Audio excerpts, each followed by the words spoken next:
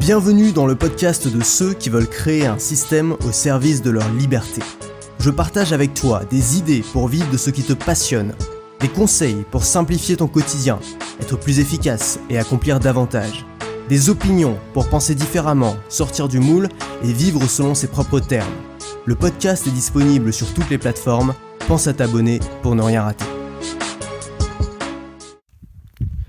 L'épisode d'aujourd'hui va te plaire, on va parler d'un sujet à la fois très concret et en même temps super excitant, on va parler d'argent et de liberté. Alors je suis encore dans un marché parlé, là, je suis en train de me balader sur un petit sentier avec mon chien, on arrive aux abords d'une forêt. Alors j'adore cette région parce que tu as des vieilles maisons, tu sais, avec des vieilles pierres. Comme dans beaucoup de régions je pense en fait, mais moi j'aime bien parce que je suis pas trop habitué à la campagne, donc je suis tout content quand j'y suis. Donc argent et liberté. Le concept que je vais te donner aujourd'hui, c'est pas quelque chose d'abstrait, de lointain, c'est quelque chose que tu peux commencer à mettre en place aujourd'hui. C'est-à-dire que dès maintenant, tu peux commencer à créer ce truc-là et tu vas voir que ça va te donner une confiance dans l'avenir, ça va te donner une sécurité et ça va te donner en même temps la possibilité de l'excitation de pouvoir te dire que tu vas pouvoir faire de grands projets. Et ce concept-là, moi j'ai appelé ça la cagnotte de la liberté. Alors qu'est-ce que c'est la cagnotte de la liberté ? Le concept, c'est que si tu es entrepreneur comme moi, tu sais que rien n'est sûr, rien n'est acquis, tout peut disparaître du jour au lendemain. Alors si tu as quand même, on a parlé de l'importance de créer une audience, de créer une relation avec cette audience-là, moi je pense que c'est quelque chose qui est quand même solide, mais je veux pas me reposer sur cet acquis-là et j'ai quand même conscience que je fais un métier qui n'existait pas, en tout cas pas sous cette forme il y a 10 ou 20 ans et donc qui n'existera peut-être plus ou plus sous cette forme dans 10 ou 20 ans. Je sais aussi que moi, je suis pas fonctionnaire, je suis pas salarié. Si je m'arrête de travailler, je suis pas payé. Si je fais un congé maladie, je suis pas payé. Si je pars à la retraite, je suis pas payé. Donc c'est moi qui suis responsable de tout ça. Et donc quand la liberté, ça veut dire la responsabilité. Et donc quand tu as ces responsabilités-là, c'est important de t'occuper toi-même de ces choses-là. C'est-à-dire de t'occuper toi-même de cotiser pour ta retraite, de t'occuper toi-même de cotiser en cas de pépin, au cas où le business se porte mal, de s'occuper toi-même de cotiser en cas où c'est toi où tu te portes mal, congé maladie, congé maternité, ce que tu veux, c'est à toi de le faire. L'État est pas derrière. Bon, alors tu auras le chômage si t'arrêtes tout, mais bon, c'est pas de la folie quoi. Si t'as commencé à avoir un train de vie d'entrepreneur, t'as pas forcément envie de te retrouver dans un train de vie de chômeur. Donc, cette idée-là, c'est la cagnotte de la liberté. En quoi ça consiste la cagnotte de la liberté ? Le concept, c'est que à chaque fois que tu gagnes 1 euro, tu mets une partie de cet euro dans une cagnotte. Alors, je vais te donner ensuite des outils que tu peux utiliser pour ça, mais dans une cagnotte. Et l'idée, c'est que tu commences à payer, à investir dans ta cagnotte avant de te payer toi-même. Alors, c'est un concept que tous les gens qui ont lu des bouquins sur la finance personnelle connaissent bien. L'idée, c'est de commencer. Alors, l'idée, c'est de se payer en premier. Mais quand on dit se payer en premier, ça veut pas dire t'acheter des chocolats, ça veut pas dire t'acheter un iPhone. Ça veut dire payer en premier ton avenir. Et ton avenir, si tu es entrepreneur, ça peut être cette cagnotte de la liberté. Donc comment on va faire ça ? Comment on va organiser ça ? L'idée, ça va être de créer un compte. Alors moi, j'utilise carrément un compte bancaire qui est alloué à ça. C'est-à-dire que j'ai plusieurs comptes bancaires. Je vais avoir 4 comptes bancaires chez 4 banques différents. 2 comptes professionnels, 2 comptes personnels. Et à chaque fois, il y a un compte qui est simple à utiliser, un compte qui est plus classique. Donc par exemple, dans mon compte personnel, j'ai un compte N26. Tu vois, c'est une banque en ligne moderne, super pratique, que tu peux faire des virements en quelques tapes sur ton téléphone portable dans l'app. Et une banque classique, Société Générale, qui est super chiante à utiliser, mais qui a l'avantage d'être en dur, d'avoir un banquier à qui s'adresser, de pouvoir t'accorder des crédits, etc. Et l'idée, c'est que ma banque que j'utilise au quotidien pour faire mes dépenses quotidiennes, c'est N26. Pipa, viens ici. Faut que je surveille mon chien là, parce que s'il commence à courir dans les champs, je risque de le perdre. Donc d'un côté, t'as ta banque qui sert à faire tes dépenses quotidiennes. Donc moi, j'utilise N26 pour ça. Conto dans le cadre de mon business. Et de l'autre côté, t'as ta banque en dur qui sert un petit peu de banque de réserve. Et ce que je vais faire, c'est que à chaque fois que je gagne de l'argent, donc l'idée ça dépend de comment tu te verses de l'argent. Si par exemple, tu te verses de l'argent une fois par mois, ce que tu veux faire, c'est que le jour où tu te verses de l'argent, tu vas immédiatement mettre une partie de cet argent sur ta cagnotte de la liberté. C'est-à-dire que c'est la première chose que tu vas faire. Avant de payer les assurances, avant de payer les factures, avant de payer les courses, avant de payer tout ce que tu as à payer, tu vas mettre une partie de cet argent sur ta cagnotte de la liberté. Alors quel pourcentage de cet argent, ça dépend évidemment de combien tu gagnes. Si tu gagnes 2000 € par mois, tu vas pas mettre 50% peut-être de cet argent dessus, tu en auras besoin de plus pour vivre. Mais si tu gagnes 10 000 ou 20 000, tu vas pouvoir mettre beaucoup plus. Donc l'idée, c'est évidemment en fonction de ce que tu gagnes. Donc tu vas mettre ça sur ta cagnotte de la liberté, et l'objectif de la cagnotte de la liberté, c'est justement d'être cette espèce de cette réserve qui va te permettre de continuer à vivre en cas de problème, en cas de pépin, ou une fois que tu n'auras plus envie de travailler. Cette réserve qui est une réserve de liberté, puisque la liberté finalement c'est de pas avoir besoin de pas être obligé d'aller au boulot le matin et de faire quelque chose qu'on n'aime pas. Et avoir de l'argent de côté, ça permet ça justement. Tu peux même compter ça, tu peux même t'amuser à compter ça en jours de liberté. Par exemple, si tu considères que tu as besoin de 100 € par jour pour vivre, tu peux te dire voilà, j'ai 3000 € sur mon compte, donc j'ai l'équivalent de 30 jours de liberté. Pipa, elle est en train de rentrer dans une ferme, elle va se faire attaquer par un poulet. Pipa au pied, viens ici. C'est bien mon chat. Donc tu vas compter en termes de jours de liberté, ce qui peut te donner une vision très précise. Par exemple, si tu as 10 000 €, tu dis c'est cool, j'ai 100 jours de liberté, c'est bien. C'est-à-dire que je peux m'arrêter de travailler pendant 100 jours. Mais c'est pas suffisant, donc on va continuer à mettre à chaque fois qu'on gagne de l'argent, une partie de cet argent dans ta cagnotte de la liberté. Alors ensuite, où est-ce qu'on va placer cet argent ? Est-ce qu'on le laisse sur le compte ou est-ce qu'on le fait fructifier ? Alors, moi, je pense que c'est dommage de le laisser sur le compte, sachant qu'il y a plein de placements qui permettent de rentabiliser cet argent-là, mais c'est pas non plus l'objectif de cet argent-là, c'est pas non plus de jouer avec. C'est pas de le jouer à la loterie, c'est pas de le jouer à la roulette. Donc ça va être de le mettre dans des placements qui ont peu de chances de perdre leur valeur. Donc le premier placement auquel je pense, c'est les actifs immobiliers.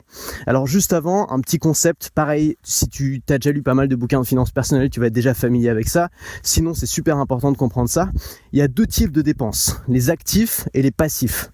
La différence entre les deux, c'est que les actifs, c'est des investissements. C'est-à-dire que c'est des dépenses qui peuvent te rapporter à long terme. C'est des dépenses qui vont pouvoir se revendre, par exemple, en faisant une plus-value. Ou alors que tu vas pouvoir réutiliser pour gagner de l'argent. Par exemple, si tu achètes un appartement, déjà tu vas pouvoir le revendre plus tard en faisant une plus-value, mais en plus tu vas pouvoir en attendant le louer et donc générer de l'argent grâce à cet appartement. Un appartement est un actif. Un parking, pareil, c'est un actif. Une voiture de collection, par exemple, ça peut être un actif aussi, ça prend de la valeur avec le temps. Ou une œuvre d'art, si elle prend de la valeur avec le temps, peut être aussi un actif. En revanche, les passifs, c'est généralement ce qui perd de la valeur à partir du moment où tu ouvres le carton. Donc par exemple, tu achètes une télé, tu ouvres le carton, boum, le truc a déjà perdu 500 €, peut-être pas 500, elle a déjà perdu 50 €, c'est un passif. Tu achètes une voiture, tu allumes le contact, boum, ça a déjà perdu un quart de sa valeur, c'est un passif. Donc l'idée, c'est vraiment un truc qui a vraiment changé ma perception des dépenses, c'est d'avoir ce rapport actif-passif et de comprendre que une dépense en tant qu'actif n'a pas la même valeur qu'une dépense en tant que passif, et on devrait toujours se poser la question, est-ce que j'ai vraiment besoin de ça avant d'acheter un passif, et toujours plutôt se poser la question, quel rendement ça peut m'apporter avant d'acheter un actif. Donc tu vois, là par exemple aujourd'hui, je vais bientôt passer mon permis, j'envisage d'acheter un parking à Paris, pas loin de chez moi, tu vois, dans le 5e. Évidemment c'est cher, les parkings dans le 5e, on est autour de 40 000 €, ça fait cher pour un parking. Mais je vois pas ça comme une dépense, je vois pas ça comme une perte d'argent, parce qu'évidemment ce parking-là, le jour où je vais arrêter de l'utiliser, je vais le louer, comme ça en plein centre de Paris, je pense que j'aurai aucun mal à trouver des locataires. Il va se rembourser tout seul en le louant, même si je fais un crédit, et je vais pouvoir le revendre quelques mois plus tard, quelques années plus tard, peut-être en faisant une plus-value, c'est-à-dire qu'il aura peut-être pris de la valeur. Donc c'est pas une perte d'argent, c'est ça qu'il faut bien comprendre, c'est à partir du moment où tu le revends, à partir du moment où tu l'utilises, tu le rembourses tout seul. La perte d'argent, ce serait plutôt de louer un parking comme ça. La perte d'argent dans l'histoire, ça va être l'achat de la voiture. Une voiture, c'est pas un actif, une voiture, ça perd de sa valeur. À moins que ce soit une voiture de collection, c'est un passif. Bon, j'ai fait une petite pause là parce que je suis passé au milieu d'un village et il risque d'y avoir soit des chiens méchants, soit des voitures. Bon, je reprends, j'ai attaché mon chien. Qu'est-ce que je disais ? Revenons à notre cagnotte de la liberté. Évidemment, comment tu vas dépenser l'argent de cette cagnotte de la liberté? Est-ce que tu vas le dépenser en passif ou est-ce que tu vas le dépenser en actif? Bien sûr, tu vas le dépenser en actif puisque le but de cet argent, c'est qu'il soit disponible sur le long terme et c'est bien sûr qu'il fructifie. Donc moi, ce que je vais faire avec cet argent-là, ce que je fais avec cette cagnotte de la liberté, donc l'argent que je mets en réserve pour les moments où j'aurai plus forcément la possibilité d'avoir les mêmes résultats qu'aujourd'hui dans mon business, je vais le placer et je vais pas tout placer dans le même actif parce que ça c'est toujours prendre un risque. Je vais diversifier ces placements. Donc comment ça va se passer? Je vais avoir une partie en immobilier et probablement que du coup mon premier achat immobilier ce sera Sparking. Je vais avoir une partie en action, donc je vais me baser sur des trackers. Je vais pas te faire tout un cours là-dessus, mais voilà, je vais avoir une partie en action pour me baser sur le marché mondial, on va dire, qui généralement est en hausse sur le long terme. Je vais avoir une partie en obligations. Les obligations, c'est des prêts qui se portent généralement justement plutôt bien quand il y a des crises. Je vais avoir une partie en or. Alors pas en or que je vais avoir, tu vois, chez moi, mais en or que je vais acheter sur des plateformes de trading. Et je vais avoir une partie en, j'ai oublié, en plus j'en ai, c'est con, une partie en actions aussi que j'ai choisi. Par exemple, des actions que j'aime bien. Moi, j'ai des actions Apple, tu dois t'en douter. J'ai des actions Tesla, j'ai des actions Amazon, j'ai des actions Facebook. Et enfin, j'ai une partie en cash, en liquide, sur un compte bancaire qui est disponible immédiatement si j'en ai besoin. Donc ça me permet d'avoir une diversification qui, dans l'ensemble, voilà, ce qui est bien avec cette diversification-là, c'est que quelles que soient les fluctuations de l'économie, tu as quand même une augmentation sur le long terme. Donc moi ça me permet, donc voilà, l'idée aussi c'est de placer ton argent de différentes manières. C'est-à-dire que tu vas avoir de l'argent qui est disponible rapidement. Par exemple l'argent que tu mets sur des actions et tout, bon si tu fais ça simplement avec un logiciel de trading, tu peux récupérer cet argent rapidement. L'argent que tu mets sur un compte de banque classique ou un livret A, c'est aussi l'argent que tu peux récupérer facilement. Par contre l'argent que tu vas mettre par exemple dans l'immobilier, c'est de l'argent qui va davantage être placé sur le long terme parce que tu vas pas pouvoir le récupérer demain. Tu vois, s'il va falloir que tu revendes ton bien, ça va prendre un petit peu de temps. Donc c'est de l'argent qui est un petit peu sécurisé, un peu comme mis dans une boîte avec un cadenas, un peu comme mis dans une tirelire, c'est une tirelire cochon que tu es obligé de casser pour l'ouvrir. C'est bien ce concept de tirelire parce que tu vois, l'enfant il a pas envie de casser sa tirelire et s'en racheter une tous les 4 matins. Donc ce qu'il va faire, c'est qu'il va vraiment attendre qu'elle soit pleine pour pouvoir la casser. C'est un super concept et finalement l'immobilier, moi l'image que je pourrais te donner, c'est un peu ça. L'immobilier, c'est un peu comme ça que je vois. C'est un peu comme une tirelire cochon. C'est-à-dire que tu remplis, tu le remplis, tu fais des achats immobiliers, tu rentabilises ces achats en faisant de la location et puis au bout d'un moment tu revends. T'attends que ce soit, voilà, c'est évidemment un petit peu pénible de le faire, tu vas pas le faire du jour au lendemain, tu vas pas le faire sur un coup de tête, mais au bout d'un moment tu vas revendre et tu vas pouvoir récolter d'un coup tout ce qui s'est accumulé dans ta tirelire. Alors quand tu commences à faire ça, et moi j'ai tardé un petit peu à le faire, là je m'y suis vraiment mis à fond depuis peut-être 6 mois, 1 an, mais j'ai tardé un petit peu à le faire. Ça fait 1 an après que je le fais, ça fait 6 mois que je le fais vraiment à fond.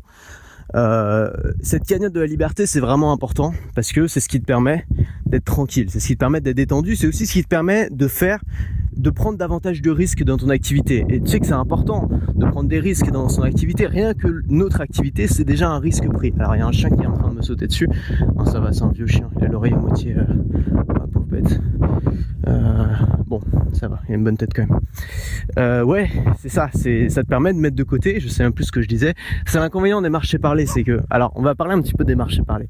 L'inconvénient des marchés parlés, c'est que déjà tu vois plein de trucs qui te distraient. Ensuite, t'as pas de plan. Donc moi j'ai vraiment du mal à tenir un truc cohérent sans changer de sujet et sans avoir de plan. Ensuite, c'est difficile de faire pause parce que t'as le téléphone à l'oreille. Et ensuite, t'as des dangers qui arrivent un peu partout. T'as des voitures, t'as des chiens, t'as des trucs. Surtout quand t'as un chien à promener, ça fait pas mal de choses. Et en plus, je suis un GR, donc faut pas que je me plante, faut pas que je rate une intersection. Bon, ça va. Tu sais, les GR, c'est les circuits de randonnée, donc il suffit de suivre les lignes blanches et rouges. C'est génial, il y en a absolument partout en France. Même dans les petits coins paumés, t'as toujours 1 ou 2 GR qui passent. T'as une application que j'utilise qui s'appelle View Ranger, qui permet d'avoir accès à toutes les cartes hygiène. Pour un petit abonnement, ça coûte toujours moins cher que les acheter en papier parce que ça coûte assez cher ces cartes-là. Cartes IGN, donc c'est des cartes voilà, officielles françaises des GR. Une voiture. qui vont te cartographier justement tous les GR et tu vas pouvoir les suivre un peu comme un GPS sur cette application là. Donc, ça s'appelle View Ranger. Voilà, je vais m'arrêter là. Je pense que tu as compris le concept. Le concept, c'est de t'apporter une sécurité en créant une cagnotte, que moi j'appelle la cagnotte de la liberté. Cette cagnotte là, c'est un peu comme une tirelire cochon. On va mettre 1 euro, c'est-à-dire qu'à chaque fois qu'on va te donner ta paye, par exemple tu tonds la pelouse, tes parents te donnent 5 euros, bah tu mets 3 euros dans la tirelire cochon avant de les dépenser. Et les 2 euros restants, t'en fais ce que tu veux. Tu peux t'acheter des bonbons, tu fais ce que tu veux. Tu peux cotiser pour ton vélo, ce que tu veux. Mais les 3 euros, c'est-à-dire le plus gros de la paye que tu viens de recevoir, avant de les dépenser, tu les mets dans ta tirelire cochon, et ta tirelire cochon, tu la casses le jour où tu as besoin de l'argent qu'il y a dedans, le jour où tu as un gros achat à faire. Voilà. Bon, bah j'espère que ça t'a plu. Alors là, j'arrive dans un champ de tournesols. C'est incroyable, les tournesols aujourd'hui, ils sont plus grands que moi, quoi. Ils font 2 mètres. C'est un truc de fou. Quand j'étais petit, c'était pas comme ça. Hein. Je commence déjà à faire mon vieux con. Le monde a changé. Bon, je te laisse. Je te souhaite une bonne journée. J'essaierai de répondre aux questions peut-être demain. J'ai reçu pas mal de questions sur le répondeur. Je te garantis rien, parce que demain, j'aurai pas mal de choses à faire. Je vais essayer de faire ça. À demain. Et sinon à la prochaine. Ah oui, une dernière chose. Ce podcast ressemble plus à rien. Il y a une grosse promotion cette semaine sur la formation Maker Pro 2. C'est la plus grosse formation de ma chaîne. C'est plus de 10 heures de vidéos. C'est la formation pour tous les gens qui ont envie. Voilà, les gens un peu qui arrivent sur le truc, qui sont pas encore, qui n'ont pas forcément suivi beaucoup d'autres formations et qui ont envie de reprendre de zéro. C'est-à-dire qui ont envie d'avoir un système adapté pour eux, adapté aux débutants, comment faire étape par étape, pas à pas, pour trouver une idée de sujet, pour commencer à créer du contenu autour de ce sujet-là, pour développer une audience dans cette thématique-là, pour créer des produits, trouver des idées de produits, concevoir ces produits, vendre ces produits, créer un business, une activité et organiser sa nouvelle vie autour de ce modèle-là. Donc il y a tout en fait. Moi j'ai fait plein de formations, j'ai fait plus de 50, 60, peut-être 70 formations. J'ai pas tout compté. J'en ai fait énormément et chaque formation, si tu veux, souvent c'est une partie de ça. C'est-à-dire il y a une formation qui va t'aider à vendre, il y a une formation qui va t'aider à trouver une audience, etc.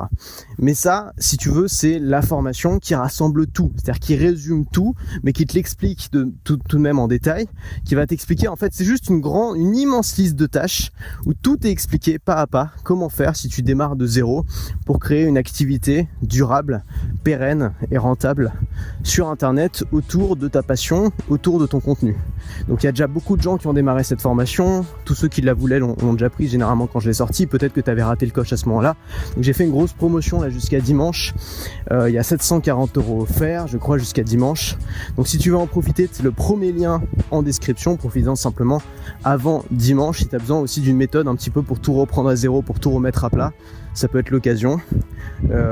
Voilà, donc on se retrouve tout de suite dans la formation et puis dans les prochains podcasts. À la prochaine. Si cet épisode t'a plu, pense à laisser un avis sur Apple Podcast. Ça te prend 1 minute, tu n'auras à le faire qu'une seule fois et ça m'aide énormément à me faire connaître. Si tu veux continuer à te poser des questions avec moi, bien sûr, abonne-toi.